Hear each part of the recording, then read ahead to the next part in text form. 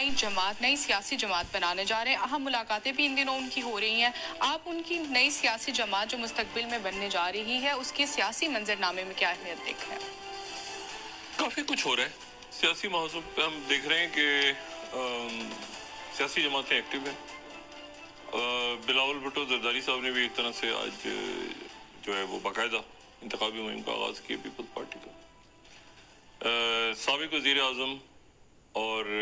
P T I کے chairman جو ہیں وہ ظاہر ہے کہ ان پہ بہت سی پابندیاں ہیں, اور کل انہوں نے جو خطاب کیا جی اس سے اندازہ ہوا کہ ان کے معاملات جو ہیں وہ بگڑے ہوئے ہیں اور شاید بگڑنے جا رہے ہیں مزید آنے والے دنوں میں. وہ جے آئی ٹی کے حوالے سے انہوں نے جو بات کی, اور یہاں پر جو یعنی اس وقت پی ڈی ایم تو نہیں ہے, ختم ہو گئی ہے, خود اعلان کر دیا انہوں نے مولانا صاحب نے. زرداری صاحب کی ملاقات آج ہوئی ہے شہباز شریف صاحب سے, اور پھر اس کے بعد ان کی ملاقات ہوگی جہانگیر ترین صاحب سے, وہ تعزیت کریں گے. اور پرویز خٹک صاحب نے اپنی جماعت بنانے کا اعلان کر دیا. تو سب بندیاں اب کیسے ہوتی ہیں, کون کیسے الیکشن لڑتا ہے کس کے ساتھ, ظاہر ہے کہ اس میں اتحاد تو شاید الیکشن سے پہلے نہ ہو, لیکن کہیں سیٹ ایڈجسٹمنٹ ہو جائیں سب کر, جیسے رانا ثناء اللہ صاحب نے کل بات کی کہ ہم ہر جگہ سے کھڑا کریں گے, لیکن یہ کہ وہ پھر لاسٹ منٹ پہ ہو سکتا ہے کہ کوئی ایک پارٹی وڈرا کر لے دوسرے کے حق میں, ایک ادھر سے, مطلب ہے کہ یہ سارے آپشنز پھر کھلے ہوتے ہیں, سب اپنے اپنے بیس پہ کر رہے ہوتے ہیں. لیکن اس میں یہاں بہت سارے معاملات ایسے ہیں, جیسے کل میں نے بات کی تھی کہ میری اور بھی ماہرین جو قانون ہے ان سے بات ہوئی کہ صدر کیا اپنا آفس چھوڑ دیں گے سپٹمبر میں یا نہیں چھوڑیں گے, تو اکثریت ان میں سے یہی کہتی ہے کہ نہیں چھوڑیں گے, تو وہ کنٹینیو کریں گے اگلے صدر کے آنے تک. اور اسی طرح سے جو حکومتی اتحاد ہے وہ یہ دیکھ رہا ہے کہ یہ اس ہفتے جو عدالتوں کے فیصلے اور مقدمات چلنے ہیں وہ کس رخ پہ جاتے ہیں. اچھا,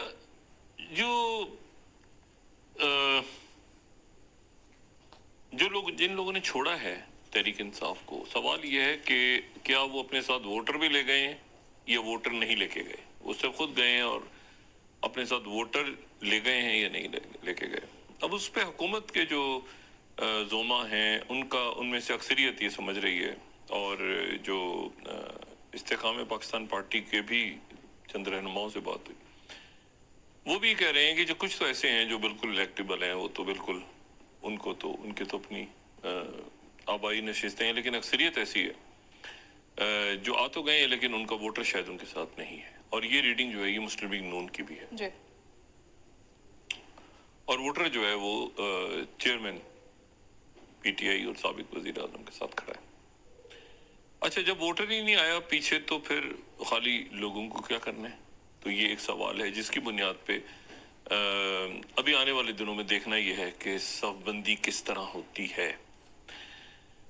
درمیان میں جو خبر ہے وہ یہ ہے کہ کچھ معاملات پہ استحکام پاکستان پارٹی کے جو دو انتہائی اہم آپ سمجھ لیں کہ بانی ہیں, دو بانیان ہیں اس جماعت کے, ایک ظاہر ہے ابھی سرپرست اعلیٰ ہیں اور ایک جو ہیں وہ صدر ہیں, یعنی علیم خان صاحب اور جہانگیر ترین صاحب, دونوں سے ہی اچھے تعلقات ہیں, اور دیکھتے ہیں کہ آگے وہ کس طرح سے استحکام پاکستان پارٹی کو لے کے چلتے ہیں آگے. لیکن خبر یہ ہے کہ دونوں شخصیات جو میری جو بات ہوئی دونوں طرف کے لوگوں سے کس سے ہوئی اس کو چھوڑ دیں, لیکن یہ دو ظاہر ہے کہ کچھ لوگ جہانگیر ترین صاحب کے ساتھ ہیں, کچھ علیم خان صاحب, تو درمیان میں دونوں شخصیات کے میں یہ تو نہیں کہوں گا کہ کوئی لڑائی ہو گئی ہے, کوئی ایسا نہیں, لیکن دونوں شخصیات کے درمیان اختلافات پیدا ہو گئے ہیں. علیم خان صاحب اور جہانگیر ترین صاحب کے درمیان, اور اس میں یہ جو ابھی اون چودھری جو ہیں ان کا اور نعمان لنگڑیال صاحب ہیں غالباً, ان کے استعفوں کا اعلان, پھر واپس لینا, پھر جانا, تو اس کا جو میں نے جو چیک کیا کہ یہ کیا معاملہ ہے, تو پتہ چلا گفتگو جب ہوئی تو اندازہ ہوا کہ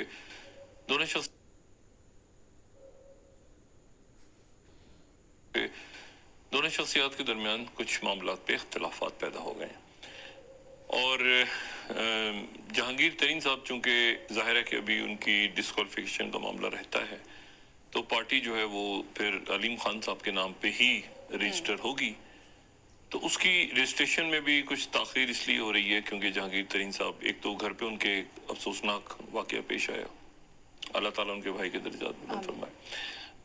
اس کی وجہ سے بھی، لیکن دوسری وجہ جو ہے وہ یہ بھی ہے کہ تھوڑا سا کچھ آپس میں کچھ معاملات پہ اختلاف ہے، اور زیادہ جو آج میرے خیال سے زرداری صاحب چونکہ لاہور میں ہیں تو آج وہ تعزیت کے لیے جائیں گے کسی وقت جہانگیر ترین صاحب کی رہائش گاہ پہ، تو جو جنوبی پنجاب ہے وہاں پر کچھ سیٹ ٹو سیٹ میں یہ نہیں اتحاد نہیں ہے لیکن کوئی ایڈجسٹمنٹس جو ہیں وہ جہانگیر ترین صاحب کا یہ خیال ہے کہ کہیں یا ان کے جو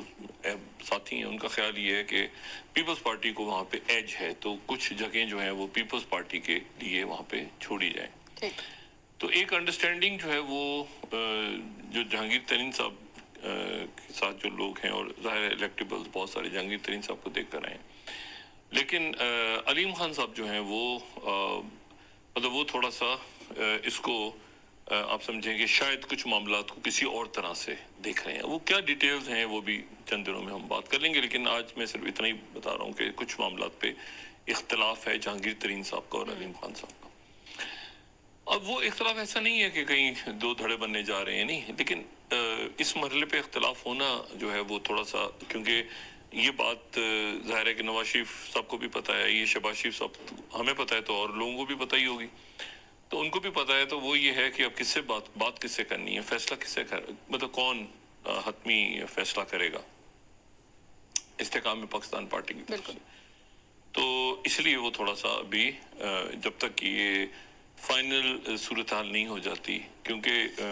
جہانگیر ترین صاحب کے ساتھ وہ مخدوم احمد محمود صاحب بڑے قریب ہیں اور وہ پرانے سیاست میں، اور میں پہلے بھی بتا چکا ہوں کہ یہ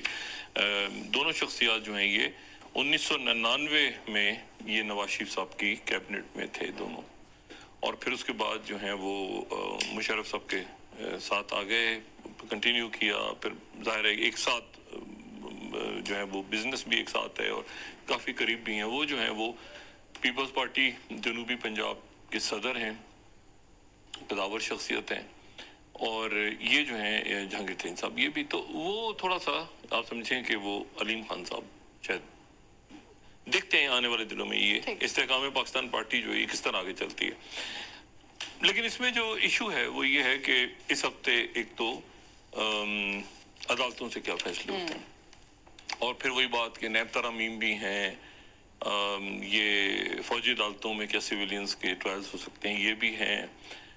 پریکٹس اینڈ پروسیجر بل بھی ہے، اور بہت سارے اور ایشوز ہیں، تو یہ دیکھنا یہ ہے کہ اس ہفتے عدالتوں کا کیا، سپریم کورٹ آف پاکستان کیا کن فیصلوں کے ساتھ یا کن ریمارکس کے ساتھ یا کن سماعتوں کے ساتھ سامنے آتی ہے، اور اسی دوران اس ہفتے یہ بھی واضح ہوگا کہ مریم نواز صاحبہ کب واپس آ رہی ہیں، اور وہ واپس آتی ہیں تو پھر اس کے بعد ظاہر ہے کہ یہ بات بھی ہوگی کہ نواز شریف کی واپسی کا بھی کوئی نہ کوئی پھر پلان سامنے آئے گا۔ اس میں سیاست پر میں اس سے پہلے کہ میں مزید بات کروں،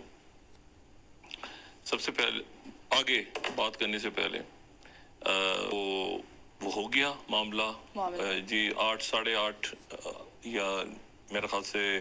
اور اگر چند دنوں میں کچھ پیسے ان کی توقع ہے تو شاید 9.5 یا 10 ارب ڈالرز چھوڑ کے یہ گورنمنٹ جائے گی ممکنہ طور پہ، لیکن اس کے ساتھ ہی ایک مہنگائی کا طوفان بھی ہے جو ساتھ ساتھ آئے گا، اور ہم اسی دوران کہیں سپٹمبر میں ریویو کے لیے آئی ایم ایف کا ڈیلیگیشن آئے گا اور پھر دسمبر میں آئے گا، یعنی اگر وہ سپٹمبر میں آئے گا تو ظاہر کیئر ٹیکر ہوگی، اور اگر دسمبر میں آئے گا تو اس وقت تک نئی حکومت کو ہونا چاہیے، تو وہ جو ہے وہ نئی حکومت پھر کس طرح سے، کیونکہ وہ نئی حکومت جو ہوگی پھر اگر وہ آ جاتی ہے، فرض کریں الیکشن نومبر میں ہوتا ہے، اکتوبر میں ہوتا ہے، دونوں صورتوں میں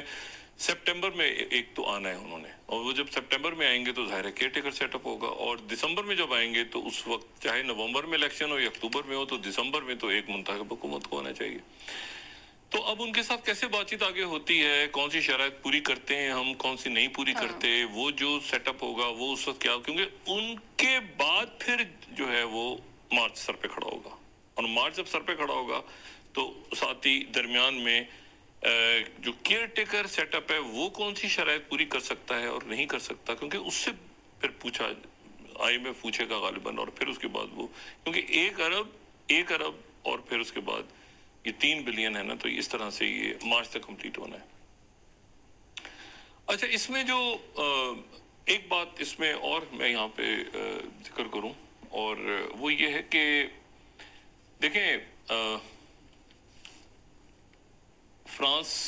हम जानते हैं पिछले हफ्ते क्या हुआ है।